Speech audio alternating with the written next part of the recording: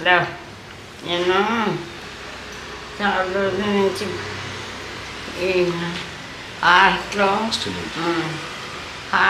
Holes ఉంది, 3 holes పడ్డాయి.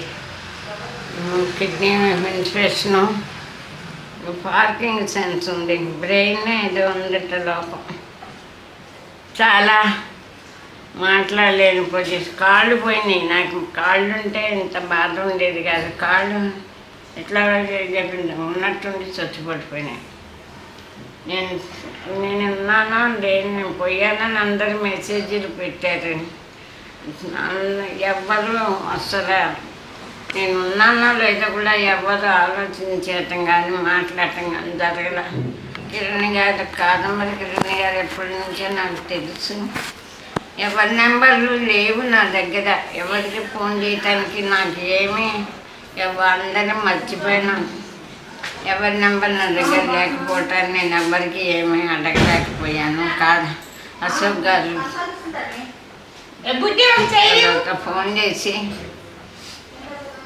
మా కాదంబరి కిరణ్ గారు కలిశారు. నేను మాట్లాడాను. అయ్యో నాకు తెలుసండి, నాకు తప్పకుండా అమ్మని కాపాడుకోవాలి. తప్పకుండా అందరికీ ఈ విషయం తెలియజేసి ఆవిడకి ట్రీట్మెంట్కి సరిపోను అమ్మాయికి చేస్తాను. మన ఇద్దరం కలిసి మీరు మీడియా తరఫున చేయండి. నేను వీళ్ళందరికీ చెప్పినామంటూ నేను చేస్తానని ఇవాళ వచ్చి అన్నారట. ఇద్దరు కలిసి ఇవాళ వచ్చి నాకు కాదంబరి కిరణ్ గారు 20,000 క్యాష్ చెక్ రాసి ఇచ్చారు. చేస్తానమ్మా అని చెప్పి ధైర్యం చెప్పారు. ఉంటునే దాడించుకొని బతికాం.